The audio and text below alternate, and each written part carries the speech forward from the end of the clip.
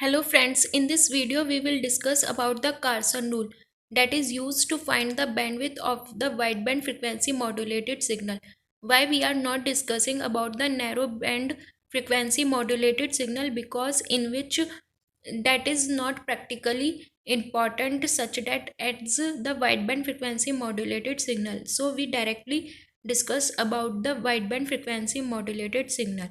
In the Bessel function form, wideband frequency modulated signal is given by AC summation n equal to minus infinity to infinity jn beta cos 2 pi fc plus n fm t, where beta is greater than 1. The term jn beta is known as the Bessel function as we discussed earlier. If we expand, this signal is given by AC j naught beta cos fc t 2 pi plus AC j minus 1 beta cos 2 pi fc minus fmt plus AC j1 beta cos 2 pi fc plus fmt plus AC j minus 2 beta cos 2 pi fc minus 2 fmt plus AC j2 beta cos 2 pi fc plus 2 fmt, and so on. It goes on until the infinity. As we discussed earlier, from the property of Bessel function, j minus n x is given by minus ka j nx, where n is odd, and j minus n x is given by j n x if n is even. So the odd term will be negative. So the resultant wideband frequency modulated signal is then equal to AC j naught beta cos 2 pi fct plus j 1 beta is as it is AC cos 2 pi fc plus fmt. The term j minus 1 beta, because 1 is odd, so it is minus j1 beta AC cos 2 pi fc minus fmt plus, for n equal to 2, it is same AC j2 beta cos 2 pi fc plus 2 fmt plus AC j 2 beta cos 2 pi fc minus 2 fmt plus, and this goes to until infinity. As we discussed earlier, that the cosine signal Fourier transform is given by del f minus fc plus del f plus fc by 2. That is, we got the two impulse with the half amplitude at fc and one at minus fc. So this is, if we draw the spectrum, this is like that as shown in the figure. So with the impulse function, we draw the spectrum of the W wideband frequency modulated signal. From the AC j naught beta cos 2 pi fct, amplitude term will be AC j naught beta.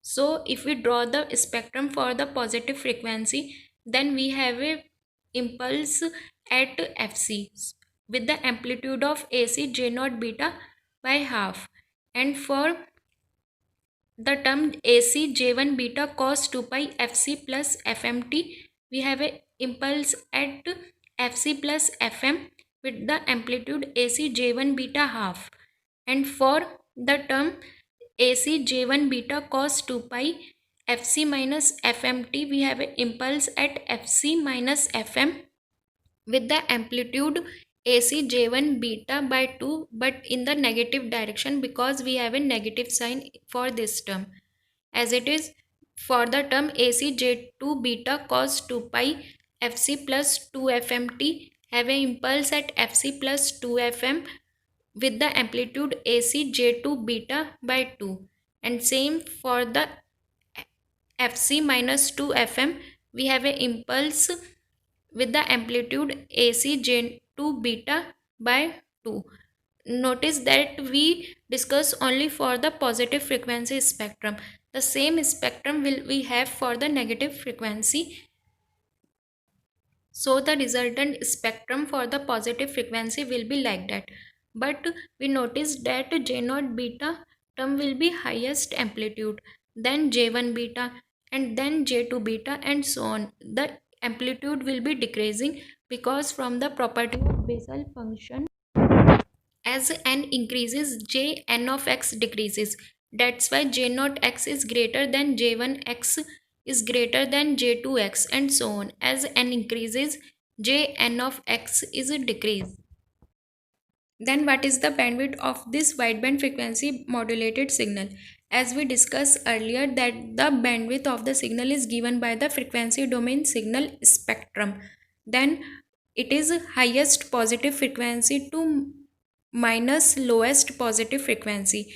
As in this goes to infinity. So highest positive frequency is infinity and the lowest positive frequency is 0. So bandwidth of this wideband frequency signal is infinity. As we know that when we transmit our signal, that bandwidth and the power are the two important signal, we have to save that. So we can't transmit a signal with the infinity bandwidth, because if the signal have a infinity bandwidth, we have required a channel that's bandwidth is greater than the signal, and if the signal have a infinity bandwidth, then channel frequency greater than infinity is not possible. So before transmit to this signal, we have to band limit this signal, and we band limit this signal with the help of the Carson rules. So what Carson said, so how we band limit our signal? According to Carson, we band limit our signal such that lower order significant band should retain as it is, and we eliminate higher order insignificant band. So such that we band limit our signal. So let's suppose that the significant band up to first order, then our signal will be like that as shown in this figure. Then bandwidth will be highest positive frequency minus lowest positive frequency. So Fc plus Fm minus Fc minus Fm, then the bandwidth of the signal will be twice of Fm. If significant band up to second order, then our spectrum will be shown in this figure, that we retain the band up to second order, that is n equal to 2.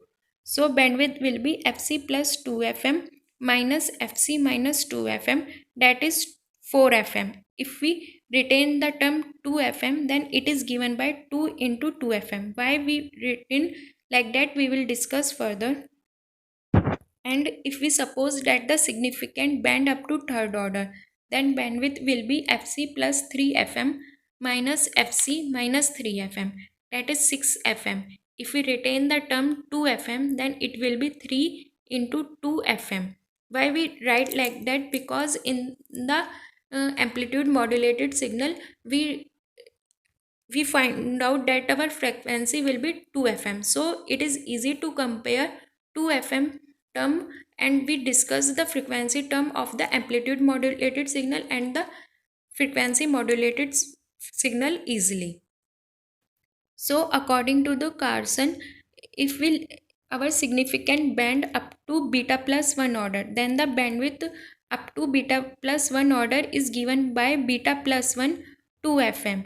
Why we written our term 2Fm form? The second reason is like that, for the if our signal is band limited up to 1 order, then our frequency is 2Fm, and if we band limit our signal up to second order, then our frequency is 2 into 2Fm, and for the third order 3 into 2Fm. So the term 3 and 2 is the order. So if our band limited up to beta plus 1 order, then bandwidth will be beta plus 1 twice of Fm. And we know that in the frequency modulated signal, beta is given by delta F by Fm. So bandwidth will be in the second form is like that, bandwidth is twice of delta F plus Fm. And as we discussed earlier, that the bandwidth of the narrowband frequency modulated signal is twice Fm, because in the narrowband frequency modulated signal our beta is less than 1. So if we compare from the equation 1, bandwidth is beta plus 1 twice of Fm. If we neglect the beta term, then from the first equation we can also say that the bandwidth is the twice of Fm for the narrowband frequency modulated signal.